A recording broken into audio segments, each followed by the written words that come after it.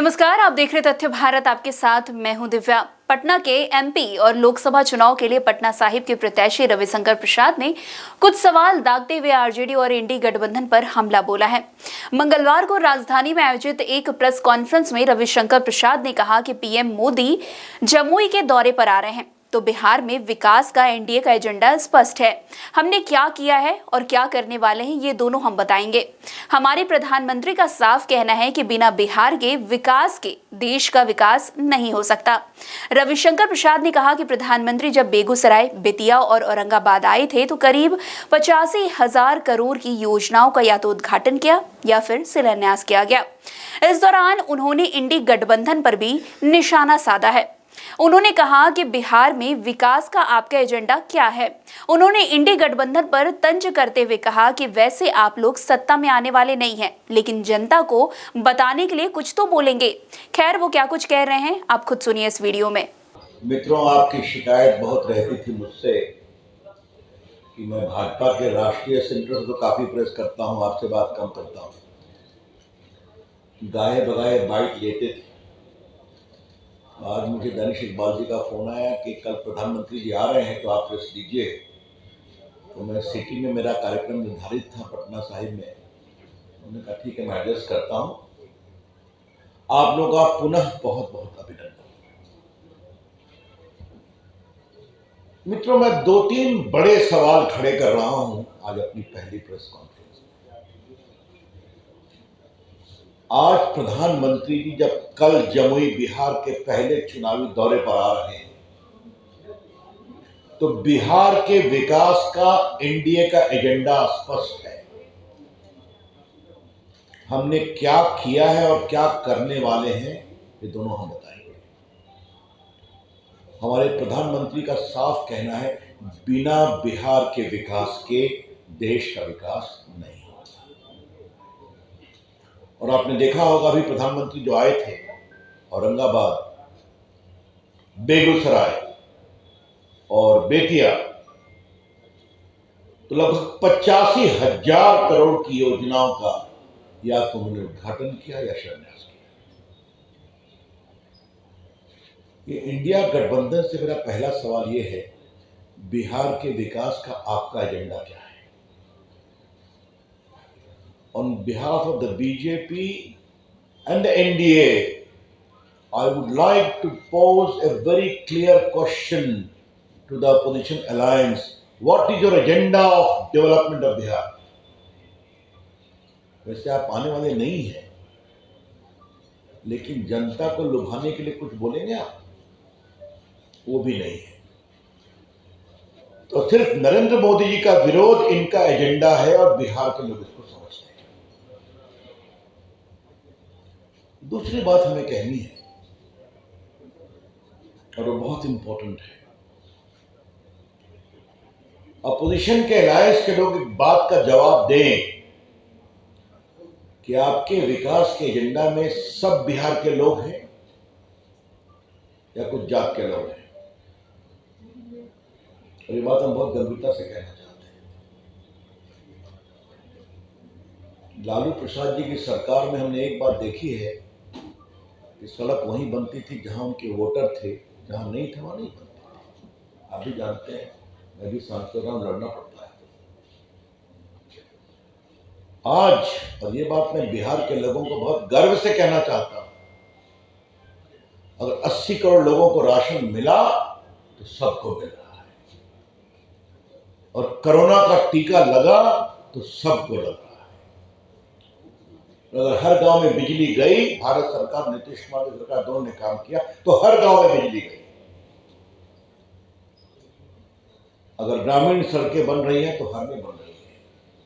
अगर national highway बन रहा है तो हर जगह बन रहा है। इसे कहते हैं समावेशी विकास। तो हमने अपने समावेशी विकास के बारे में क्या किया ये बताया और आगे यही करेंगे। आपने क्या किया आप बताइए। हाँ, परिवार के लिए खूब करते हैं, इसमें कोई शक नहीं। लालू प्रसाद जी किसको बनाते हैं मुख्यमंत्री, किसको लड़वाते हैं, ये उनका विषय है। लेकिन क्या लालू प्रसाद जी कभी इस बात की चिंता करेंगे कि उनके समाज के और उनके विधायकों में कोई साधारण यादव एमएलए उनका मुख्यमंत्री बन सकता है? मैं इस बात को बहुत गंभीरता से उठा रहा हूं। तो ये सामाजिक न्याय का छलावा है। It is a deception on the plea of social justice. वो बात करते हैं अल्पसंख्यकों की, उनके पार्टी में बहुत से अल्पसंख्यक नेता भी हैं ना, कभी उनको मुख्यमंत्री की बात बनाने की सोच सकते हैं क्या? तो बस वहां अपने, नहीं तो पत्नी, नहीं तो बेटे।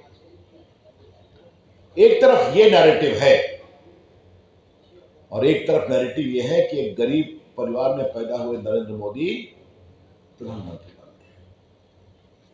साधारण कार्यकर्ता हमारे सम्राट जी और विजय बाबू डिप्टी चीफ मिनिस्टर बनते हैं। इसके पहले Sushil Modi deputy chief minister थे। हमारे ऐसे लोगों को केंद्रीय मंत्री बनाते हैं। ये बहुत सोचना जरूरी है। जरा शांत रहें उधर हमारे में। ये जो है ना, और ये एजेंडा हम बिहार में रखेंगे।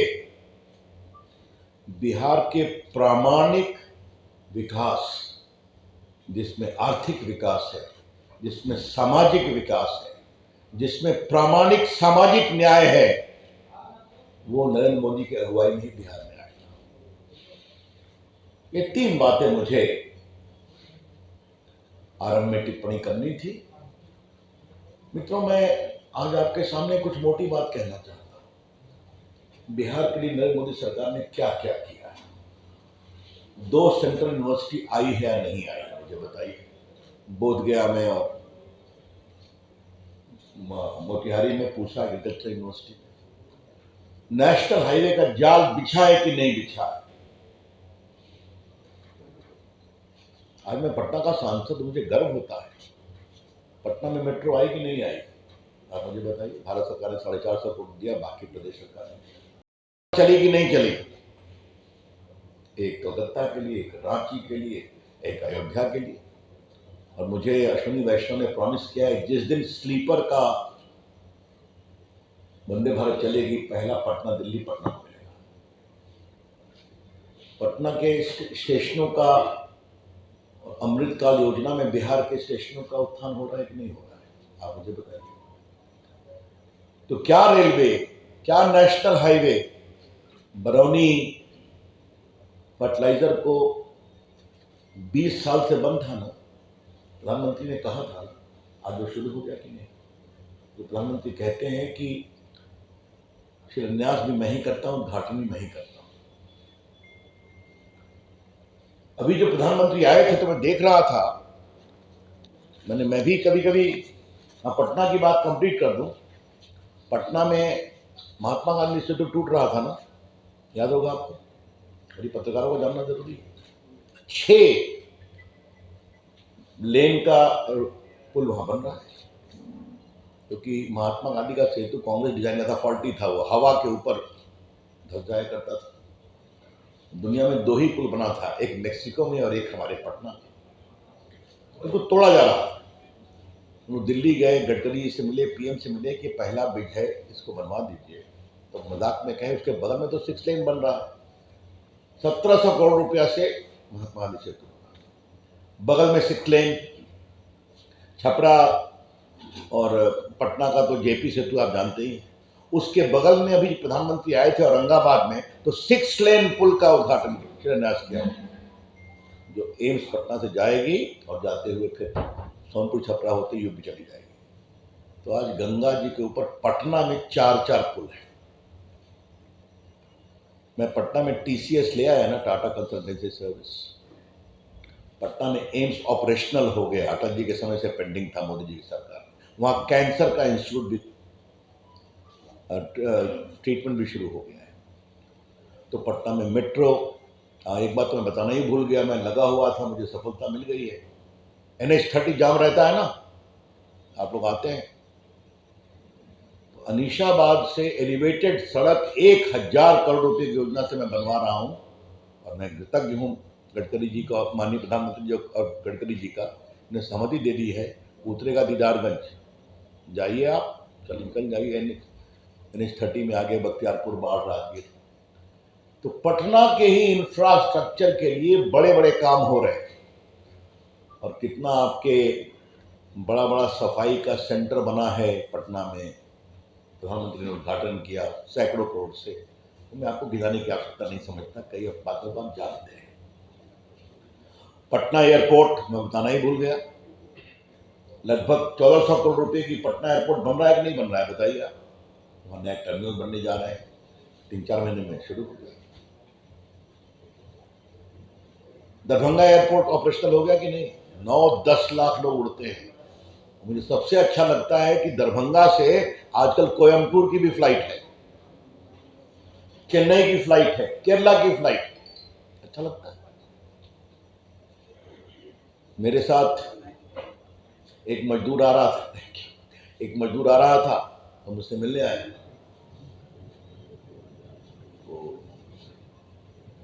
सॉरी, दुबई से आ रहा था। तो मैंने कहा कि जनाब रविशंकर साहब, आपसे गुजारिश करनी है, पीछे बैठा हुआ था। कहा मैं दुबई से आ रहा हूँ, ये फ्लाइट पटना उतरती है, एक फ्लाइट पटना पूर्णिया और पटना दरभंगा क्यों नहीं करा देते? वहां तो एयरपोर्ट बन गया है। ये होती है सोच, तो ये होता है बदलाव। तो मित्रों, क्या स्वास्थ्य के सेवा, क्या गरीबों को खाना खिलाना, क्या गरीबों को टीका लगाना। एक बात आपकी अनुमति से मैं कहना चाहूंगा, मोबाइल क्रांति देश में हुई है, काफी मोबाइल हमको रिकॉर्ड कर रहे हैं। देश के IT मंत्री के रूप में करने का मुझे सौभाग्य मिला है ना, कि आज भारत में 90 करोड़ स्मार्टफोन है और 2 फैक्ट्री थी, 270 फैक्ट्री हो गई है। आज एप्पल की 16 फैक्ट्री में चाइना से उठा के ले आया। लेकिन बड़ी बात मैं क्या कह रहा हूं, आप मेरा भाषण रिकॉर्ड करिए, इसको फट से फ्लैश करिए। लेकिन एक बहुत बड़ा काम स्मार्टफोन से हुआ है, जो मोदी सरकार की बहुत बड़ी उपलब्धि है। कोरोना का टीका आप लोगों को लगा था कि नहीं लगा था, याद है ना? मुफ्त लगा था ना, उसकी सूचना कहां मिली थी, आप याद है? मोबाइल पे आई थी। और आपकी शुभकामनाओं से देश के टेलीकॉम मंत्री के रूप में यह काम मैं ही देख रहा था। हमारे प्रधानमंत्री ने कहा, जब इतना मोबाइल फोन है तो देश में खबर करो कि आपका पहला टीका कहां लगेगा, कब लगेगा, दूसरा टीका कहां लगेगा, कब लगेगा, बूस्टर डोज कहां लगा है, कब लगेगा। 220 करोड़ डोज लगा और सब देश के मोबाइल पर उपलब्ध था। हमने राज्य सरकारों से बातचीत किया, हेल्थ विभाग से, तो काम हो सकता है और हमने करके दिखाया। लालू जी, आपने क्या किया है? क्या एजेंडा है आपका? कांग्रेस, आपका एजेंडा क्या है? मोदी जी को गाली पढ़ना आपका एजेंडा ही तो हम जानते हैं। बिहार के विकास का एजेंडा क्या है आपका, बताइए आप, हम जानना चाहिए।